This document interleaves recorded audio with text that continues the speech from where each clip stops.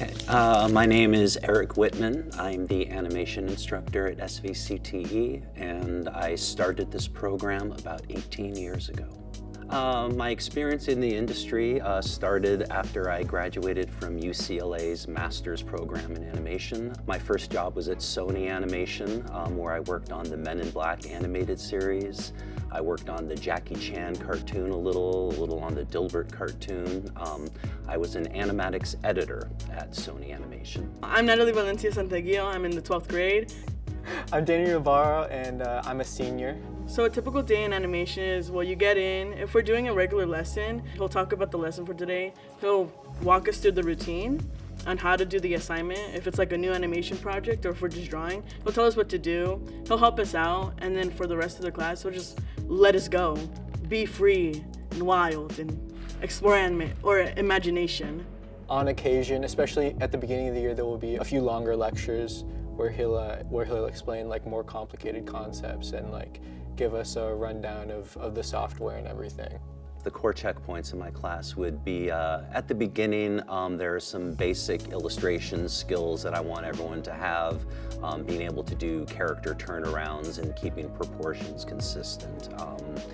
And then we go through Disney's 12 principles of animation.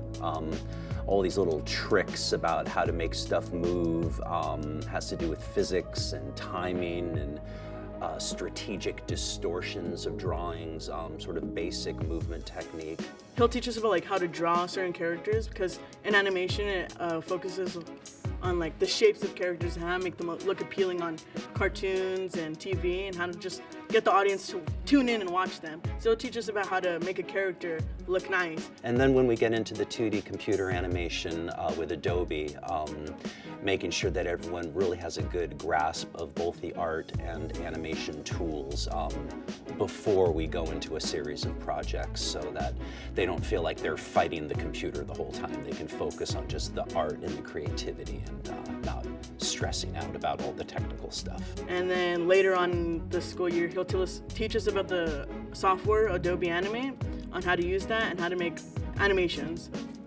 I would say one aspect of animation that I've taken a liking to is character design, especially considering that like for each of our projects we kind of get the freedom to animate whatever we want. I have started like creating different characters for every single project that I do, and it's been really fun to kind of take certain aspects of characters that I like and exaggerate them and make them more appealing for like a cartoon character.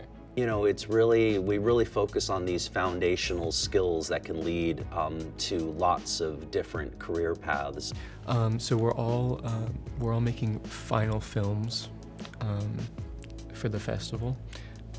Everybody gets to decide like what it is they want to do, and everybody storyboarded it out. And we went through like some critiques before we started, and did like a long preparation process before we started actually working on it, just to make sure that like we knew what we wanted to do and that it would be worth putting our time into.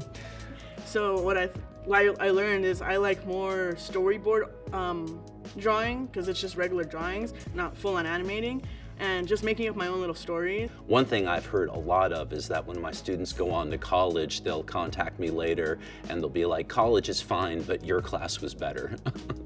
I would say one of the things that you shouldn't be worried about is art experience, or like if you're at all self-conscious about your skills, because it's like entirely based upon your own improvement and not about you compared to other people, which is really nice. Your parents and students, if you see this, I recommend it. If you really love drawing and animating, and if this is one of your passions.